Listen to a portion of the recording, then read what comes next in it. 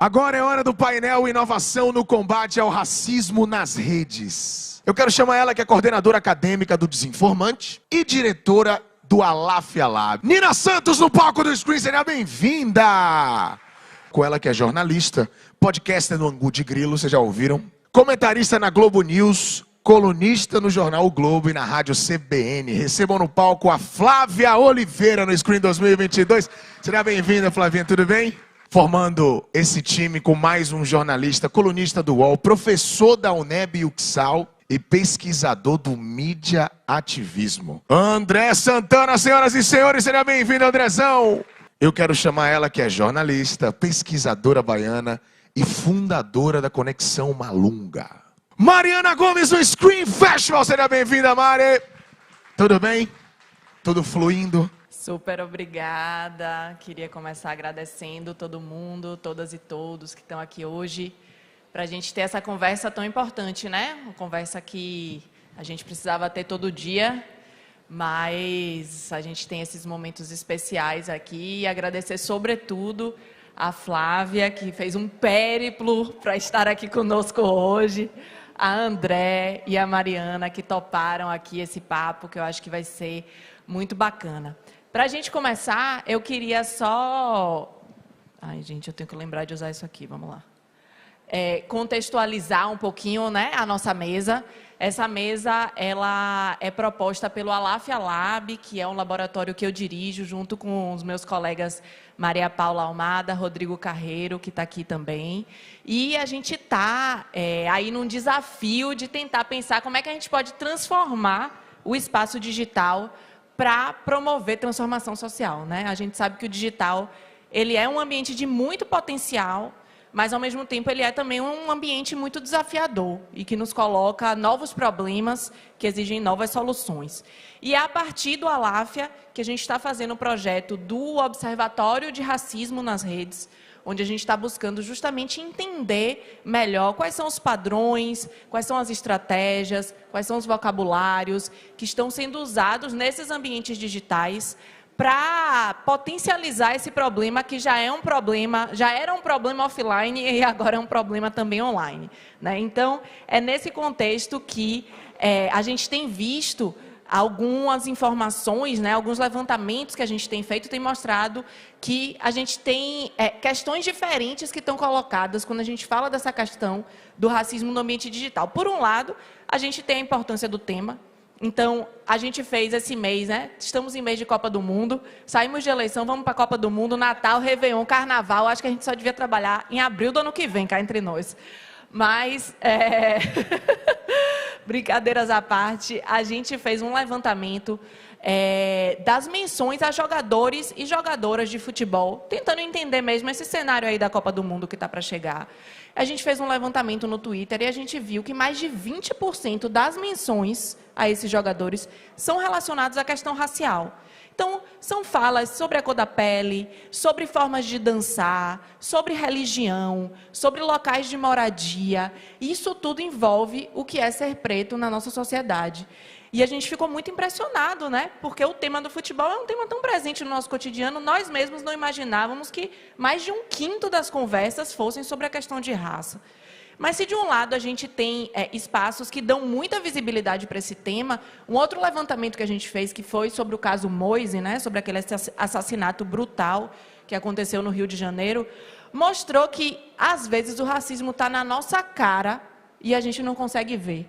O caso Moise, que teve tanta cobertura nacional, mobilizou tanta gente, ele foi muito mais falado pela questão da violência, pela demanda por punição, do que pelo debate racial em si. Então, a gente vê que, por um lado, a gente tem espaços de grande visibilidade, né, da questão racial, e, por outro lado, o racismo ele continua altamente invisibilizado na nossa sociedade. Então, eu trouxe esses dados aí só para a gente contextualizar o nosso painel aqui. Vou convidar todos e todas que quiserem enviar perguntas, podem usar esse QR Code aí, pode apontar a câmera para o QR Code, vocês mandam perguntas e eu vou estar de olho aqui. Me disseram que funciona, viu? Se não funcionar, a responsabilidade está aqui, ó, Lucas Reis. Pode, tá com a plaquinha aqui, posso ajudar se alguém não conseguir. Brincadeira, gente. Eu vou estar de olho aqui nas perguntas, mas vou começar propondo justamente uma primeira rodada para vocês, de tentar entender, a partir dos diferentes lugares, né? Todo mundo aqui atua um pouco no campo do jornalismo, em diferentes lugares, mas atua também em outros lugares, lugares de ativismo, lugares de produção de conteúdo mais diretamente. E eu acho que seria muito legal ouvi-los sobre como vocês veem essa questão do racismo e do combate ao racismo, especialmente, nesse ambiente digital. O que é que muda no digital? O que é que a gente precisa fazer diferente para enfrentar essa questão que é tão estrutural nesse mundo online onde estamos todos imersos, né? Podemos começar com Flávia? Dando uma opinião aí sobre isso. Já estou aqui dirigindo o nosso bate-papo. Obrigada, Nina. Bom dia a todos, todas, todes. É uma alegria, uma emoção estar aqui de volta a Salvador, essa terra que eu amo e que eu não visito desde antes de o mundo mudar, né? Desde antes da pandemia. Então, assim, eu estou particularmente emocionada com esse reencontro, acontecendo, inclusive, numa sexta-feira, né? Tem muito simbolismo, muita história. Para não me alongar muito, né, para a gente conseguir aproveitar bem esse tempo, eu tinha até tecido aqui algumas reflexões pensando nesse papel do digital. E, à luz de observações muito subjetivas, eu não tenho essa métrica, né, que a Nina já apresentou e que me impressiona muito em relação, por exemplo, aos jogadores de futebol. Esse é um tema recorrente, né, o racismo no esporte, no futebol em particular, inclusive sobre a autoidentidade, né, a autodeclaração. Muitos jogadores sequer têm essa percepção ou essa consciência da negritude que carregam. E aí, a minha primeira observação, no que diz respeito ao papel das redes digitais, me parece que é o letramento.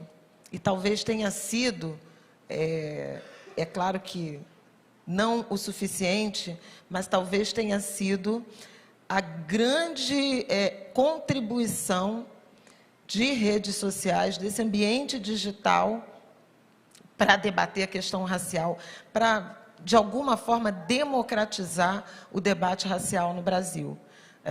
Ele não é novo, né? A gente tem resistência, movimento negro, conscientização, luta por direitos, desde que o Brasil é Brasil, né? Não é novidade o diagnóstico sobre o racismo, sobre o preconceito racial, sobre a falta de oportunidades para o povo preto, sobre a violência que ainda hoje incide sobre o povo preto. No entanto, a internet, a partir daí, né, as redes, agora as redes sociais, inclusive de mensagens instantâneas, elas permitiram uma escala de difusão, de disseminação de informação que me parece muito bem-vinda em relação ao estágio anterior. Eu sou jornalista há 30 anos e quando eu comecei no jornalismo, o monopólio da intermediação de informação, ele pertencia à imprensa, a esses veículos, aos grandes veículos.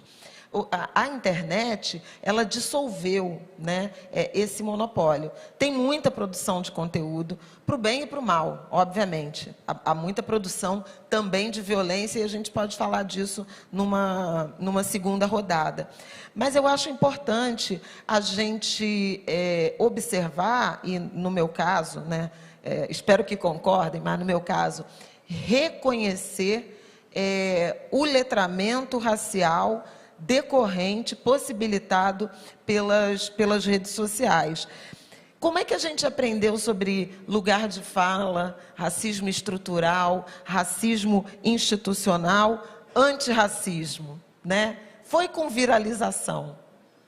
A frase da Angela Davis, né, não basta não ser racista, tem que ser antirracista, que virou quadro, ou pelo menos autodeclaração de engajamento de muita gente, o que não significa atitude antirracista, né, ação objetiva, mas essa mensagem circulou.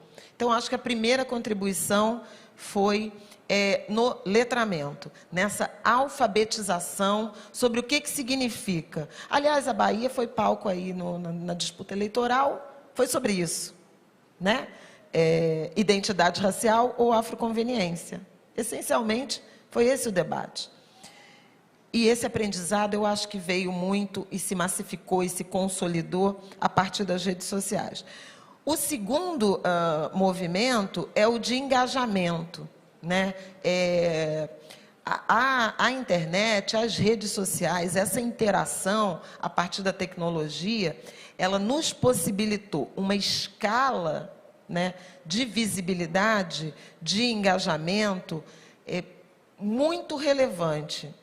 Seja no sentido de cobrar como consumidor, né, eu acho interessante porque alguns movimentos, eles apareceram através da lógica do consumo com mais vigor e efetividade do que décadas de movimento negro na luta por direitos. E eu, em alguma medida, sou até um pouco produto desse engajamento ancorado numa cobrança por representatividade. A partir do 3 de junho de 2020, quando nos Estados Unidos se alastravam as manifestações, os protestos contra o assassinato do George Floyd, um homem negro asfixiado até a morte por um policial branco, e houve, a partir da rede social, uma insatisfação da audiência em relação à falta de pessoas negras no debate sobre racismo na TV, na Globo News, onde eu já trabalhava. E, a partir daí, houve a produção de um programa inteiramente dedicado à reflexão, ao debate sobre as desigualdades, a violência racial, na Globo News, Em Pauta, com os jornalistas negros da TV e da TV Globo, e dali eu me tornei comentarista de alguns outros jornais, os telejornais da noite, que eu não fazia, e acho que com uma contribuição, não é falsa modéstia, nem excesso de vaidade, mas acho que com uma contribuição importante para dar outras visões, né? Outros pontos de vista em relação à questão racial. Então, é engajamento. E engajamento também na direção de decisões de transferência de renda, decisões de voto, né? A internet tem permitido, por exemplo, movimentos como Vote nas Pretas, né? Quilombo dos Parlamentos, por exemplo, na escolha, na disputa política, mas também não compre na marca tal e compre na marca tal, movimentos como Black Money, essa conscientização de para que tipo de empresa, para que tipo de produto, de prestação de serviços, nós estamos orientando o nosso dinheiro suado, né? Que transformação estamos produzindo a partir das nossas decisões de consumo. Tem letramento, mas tem atitude. E, por fim, denúncia, o outro papel, né? Nunca tantos. Inclusive, uma pedagogia da filmagem dos atos, dos episódios de racismo, que, em larga medida, viralizam, se transformam em denúncias formais à polícia, seja individual, seja institucional, abordagens policiais. Bom, no fim de semana tivemos o episódio, né, da deputada que perseguiu o jovem Luan Araújo. O que falta? Efetivamente que as instituições respondam a todo esse arcabouço que eu citei anteriormente. Quer dizer, se houve um aumento do letramento, do engajamento e das denúncias a partir das redes sociais, as instituições foram efetivamente alfabetizadas, estão engajadas, estão trabalhando no combate às denúncias que são feitas? Eu acho que não. Eu acho que tem uma estrutura formal da sociedade que ainda se movimenta muito lentamente.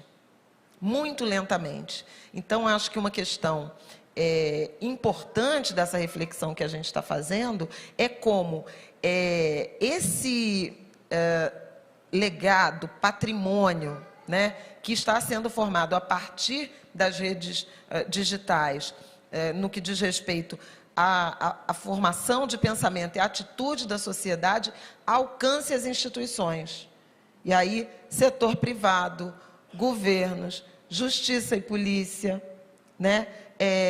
Produção cultural, aí da literatura ao audiovisual. É verdade que melhorou nos últimos anos? É verdade que melhorou nos últimos anos, mas não com a equidade necessária e desejável. Então, acho que primeiro filme, eu acho que é esse. Teve letramento, teve engajamento, tem denúncias, mas como é que a gente saca todo essa riqueza, né? esse bom resultado do mundo virtual e aplica e faz ele acontecer no real? Perfeito, eu acho que isso traz um elemento que a gente pensar nessa efemeridade, né, do ambiente digital e como é que a gente transforma isso em coisas mais sólidas, né, passando para dentro das instituições aí, tentando construir algo mais estrutural mesmo, de fato. E aí acho que seria legal te ouvir, André, acho que, bom, aí você pode pegar 287 ganchos, mas eu acho que seria muito legal. Você é um dos fundadores do Mídia Étnica, né, que é uma experiência super enriquecedora nesse sentido. Então, acho que seria muito legal te ouvir um pouco sobre isso também. Obrigado, Nina. Bom dia a todas as pessoas aqui presentes. Agradecer imensamente o convite mais uma vez aqui do Scream, principalmente nessa mesa, com essas mulheres incríveis. Eu não poderia deixar de começar sem repetir algo que eu vi aqui no palco ontem, da Yalorixá do Terreiro do Cobre, mãe Valnísia de Airá, minha mãe de santo, que falou que os nossos ancestrais estão muito felizes com a conquista que nós conseguimos no domingo. E eu acho que, sem dúvida, né, para todos nós brasileiros, para a maioria da população brasileira, mas especialmente para essa maioria minorizada, né, e Flávia nos dá uma aula assim, de como esses grupos, o tempo inteiro, vilipendiados, atacados, mantiveram ali a defesa da democracia e de um sonho, uma esperança de um Brasil melhor. Então, ela falou isso ontem aqui no início do Scream, eu acho que foi muito simbólico. Então, eu faço questão de repetir e aproveito também a indicar que todos ouçam urgentemente o Angu de Caroço, que é o podcast de grilo, o Angu de Grilo, que a Flávia e a Isabela fazem. E essa última edição está fantástica, está emocionante, diz muito assim. Flávia falou que não era falsa modéstia, mas da presença dela, a fala dela nos espaços que ela, né, seja no jornal, impresso no Globo, seja na TV, a nossa voz, muito dos nossos sentimentos.